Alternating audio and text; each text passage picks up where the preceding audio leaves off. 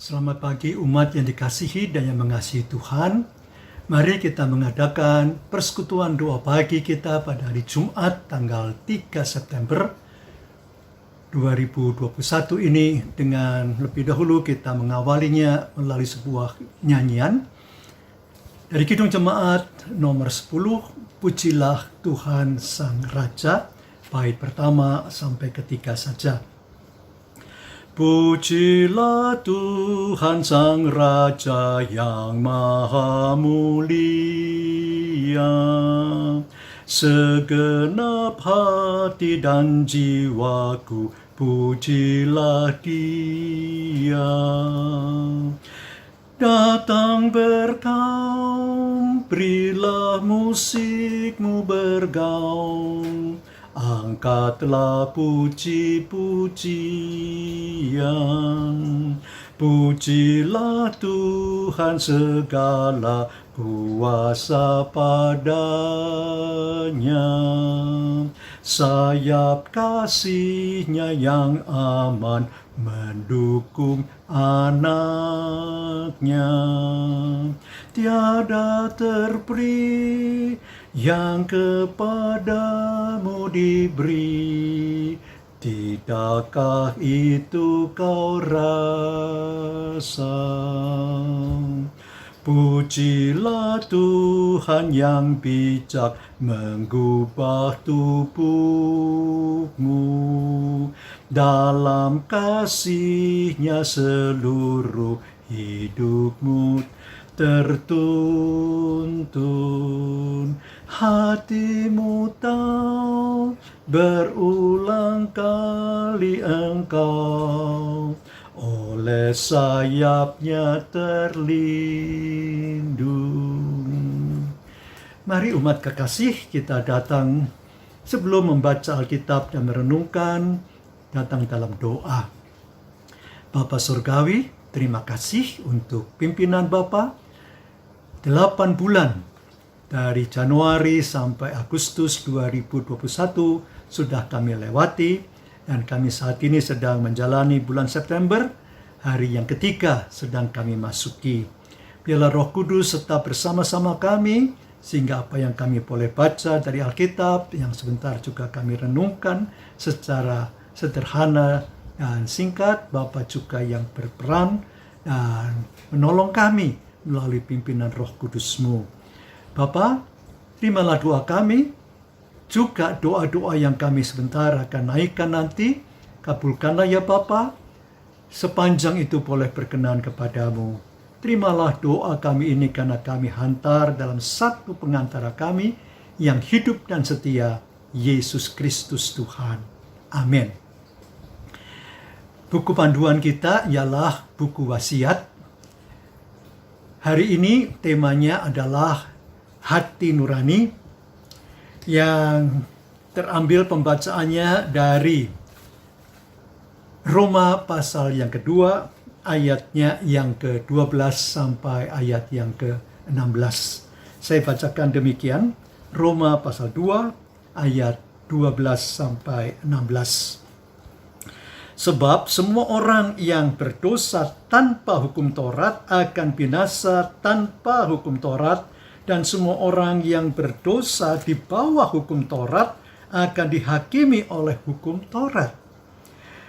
Karena bukanlah orang yang mendengar hukum Taurat yang benar di hadapan Allah, tetapi orang yang melakukan hukum Tauratlah yang akan dibenarkan. Apabila bangsa-bangsa lain yang tidak memiliki hukum Taurat oleh dorongan diri sendiri melakukan apa yang dituntut hukum Taurat, maka walaupun mereka tidak memiliki hukum Taurat, mereka menjadi hukum Taurat bagi diri mereka sendiri. Sebab dengan itu mereka menunjukkan bahwa isi hukum Taurat ada tertulis di dalam hati mereka, dan suara hati mereka turut bersaksi, dan pikiran mereka saling menuduh atau saling membela. Hal itu akan nampak pada hari bila mana Allah sesuai dengan Injil yang kuberitakan akan menghakimi segala sesuatu yang tersembunyi dalam hati manusia oleh Kristus Yesus. Sampai di sini pembacaan kita. Berbahagia yang mendengar, menerima, dan melakukan firman Tuhan dalam kehidupannya. Haleluya. Saudara, kalau kita perhatikan ayat 15 sebagai nats yang kita akan renungkan, sebab dengan itu mereka menunjukkan bahwa isi hukum Taurat ada tertulis di dalam hati mereka, dan suara hati mereka turut bersaksi, dan pikiran mereka saling menuduh atau saling membela. Saudara, tema kita hati nurani kok tidak ada dalam pembacaan ayat 15. Yang ada adalah suara hati. Saudara, dalam teks bahasa aslinya, suara hati itu sunil des eos. Sunil deseos itu. Nah, saudara, itu diartikan memang conscience dalam bahasa Inggrisnya. Dan dalam terjemahan Lembaga Alkitab Indonesia, itu ada dua istilah yang dipakai, adalah suara hati atau hati nurani. Itu yang dipakai dalam terjemahan. Contohnya, saudara, saya akan bacakan apa yang ditulis oleh Paulus di dalam 1 Petrus pasal 3 ayat 21. Saya bacakan. Juga kamu sekarang diselamatkan oleh kiasannya, yaitu baptisan. Maksudnya bukan untuk membersihkan kenajisan jasmani, melainkan untuk memohonkan hati nurani yang baik kepada Allah oleh kebangkitan Yesus Kristus. Lembaga Alkitab Indonesia menerjemahkan kata yang sama, suneudeseos, itu sebagai hati nurani dalam 1 Petrus pasal 3 ayat 21. Sedangkan dalam Roma pasal 2 ayat yang ke-15 tadi diterjemahkan dengan suara hati. Sama sebenarnya dari asal kata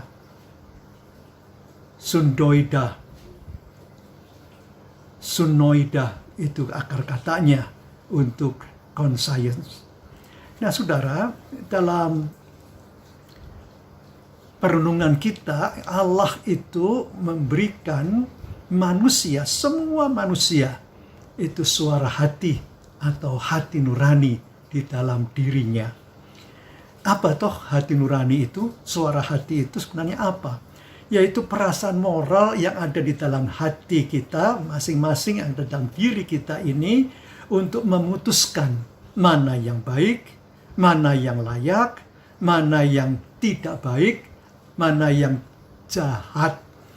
Nah, saudara, mana yang menyetujui atau yang menyalahkan perbuatannya, itu ada di dalam hati nurani setiap manusia.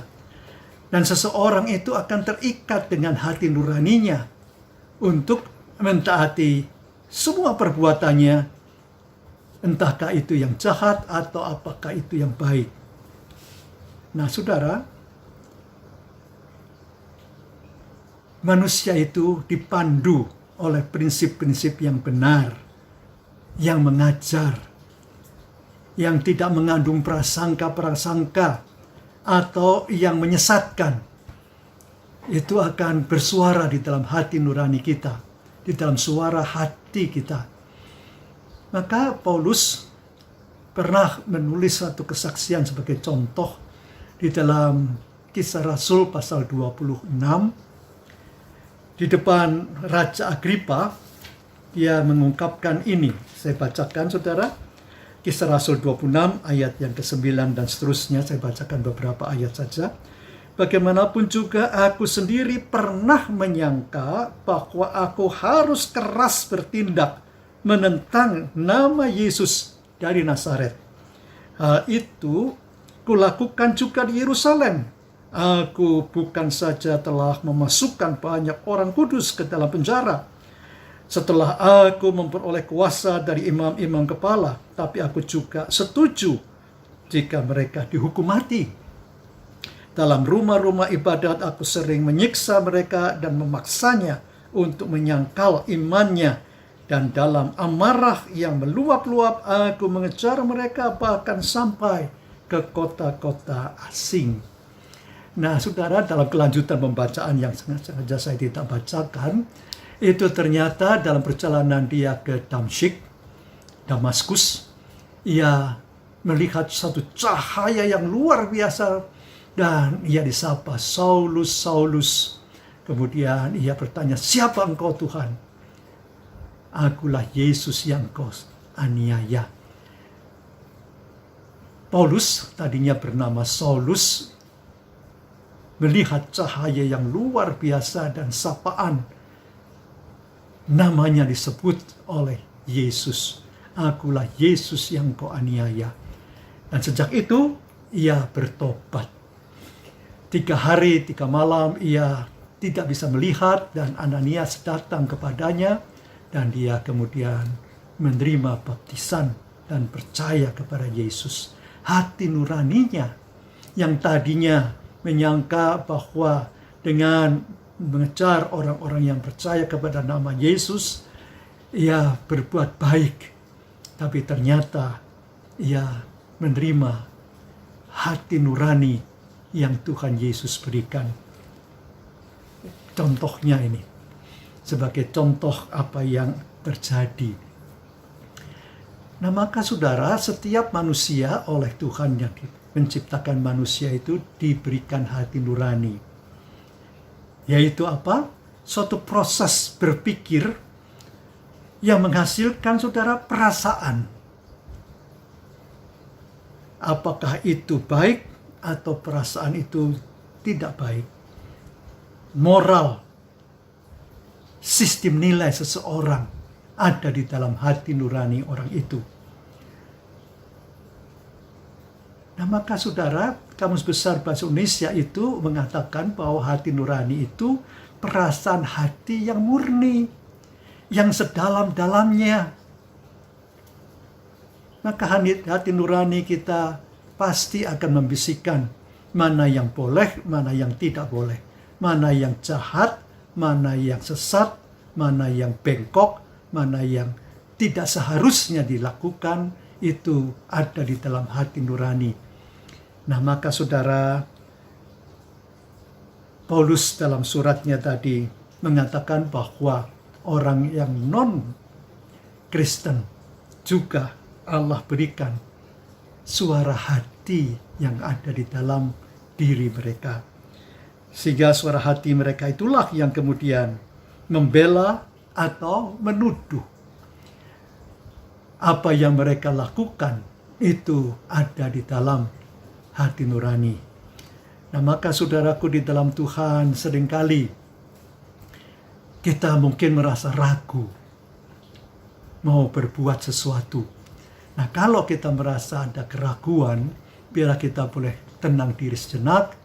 Kita memohon Tuhan untuk memimpin hati nurani kita mengambil keputusan mana yang seharusnya kita ambil, sehingga kita boleh mengambilnya dengan penuh tanggung jawab bersama Tuhan. Roh Kudus itu sudah Tuhan berikan dalam hati kita. Setiap umat percaya di dalam Yesus Kristus telah diberikan Roh Kudus di dalam hatinya. Dan di dalam hati itulah nurani kita, itulah Roh Kudus bekerja untuk membisikkan sesuatu yang harus kita lakukan. Mana yang boleh, mana yang tidak boleh. Mana yang kudus, mana yang benar, mana yang sepatutnya, selayaknya, mana yang tidak selayaknya, mana yang tidak seharusnya kita lakukan. Nah, saudara, dengan itu kita boleh disertai oleh Tuhan selalu dalam perjalanan iman yang masih harus kita lalui. Jangan mematikan hati nurani kita kalau ia membisikkan hal yang baik, hal yang sepatutnya itu. Sehingga kita boleh senantiasa disertai oleh Tuhan. yang ada dalam hati kita dengan Roh Kudus-Nya itu menyertai kita. Sehingga saudara juga merasakan sukacita, tidak merasakan guilty feeling, karena hati nurani kita melakukan yang baik bersama Tuhan. Amin. Mari saudara, kita bersama sebelum menaikkan doa syafaat kita lebih dahulu menaikkan sebuah nyanyian. Kidung Jemaat 246, Kidung Jemaat 246, Ya Tuhan yang Maha Tinggi. Ya Allah yang Maha Tinggi, Kau pencipta dunia ini, kami juga Tuhan ciptakan agar Dikau tetap dipuji. Engkau Bapa yang memberkati tiap orang yang rendah hati. Tolonglah kami sekarang ini dan selamanya. Ya Allah yang Maha Kasih, Engkau lahir di dunia ini, Engkau mati di kayu salib, Engkau rela mengganti kami dari kubur. Telah Kau bangkit, kuasa maut tiada lagi. Pimpinlah kami, sebab Engkaulah jalan yang benar. Ya Allah yang Maha Suci, Engkau turun ke dunia ini. Kau menyala bagaikan api, memurnikan nurani kami, mengobarkan semangat kami, agar kami menjadi berani. Utuslah kami ke dunia ini dengan kuasa-Mu. Mari kita datang dalam doa. Bapa Surgawi, segala syukur, hormat, dan puji kami hantar ke hadirat Allah yang sudah memberikan pada kami sebagai ciptaan Allah hati nurani, suara hati di dalam diri kami. Apalagi ya Bapa, kami dipimpin oleh Roh Kudus yang sudah dicurahkan oleh Tuhan Yesus saat Ia naik ke surga, dan 10 hari kemudian Roh Kudus itu turun untuk mengawal, membisikkan dalam hati nurani kami mana yang sepatutnya, selayaknya, yang murni, yang kudus yang kami patut lakukan. Terima kasih ya Bapak. Ada banyak orang yang sakit, Bapak juga yang akan menolong, khususnya pandemi yang masih harus terjadi.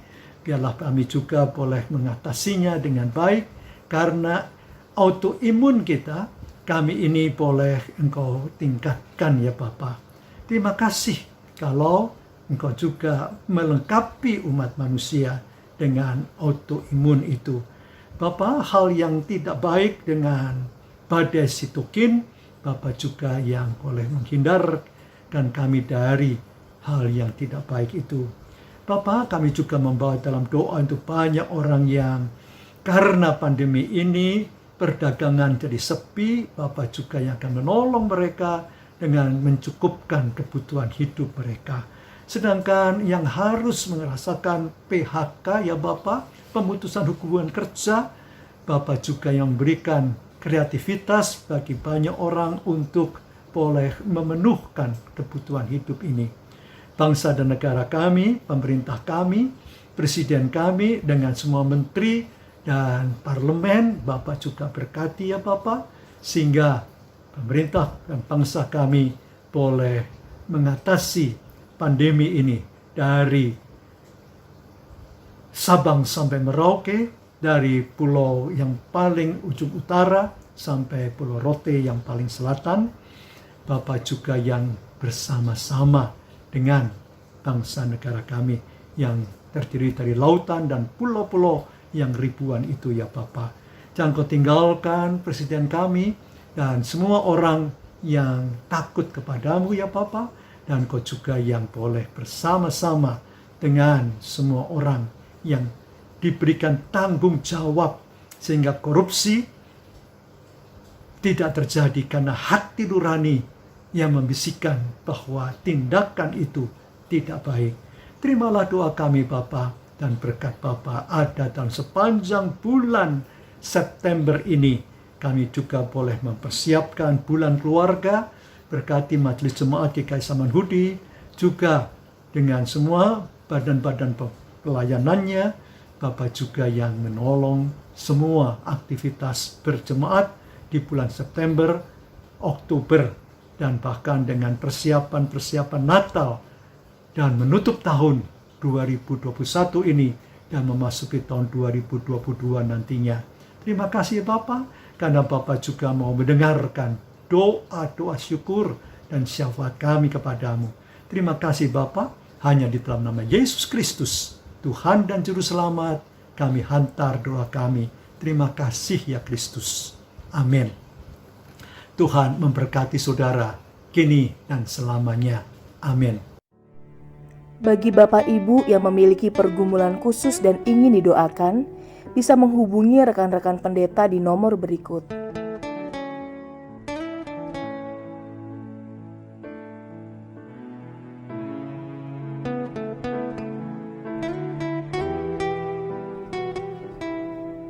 Tuhan Yesus memberkati.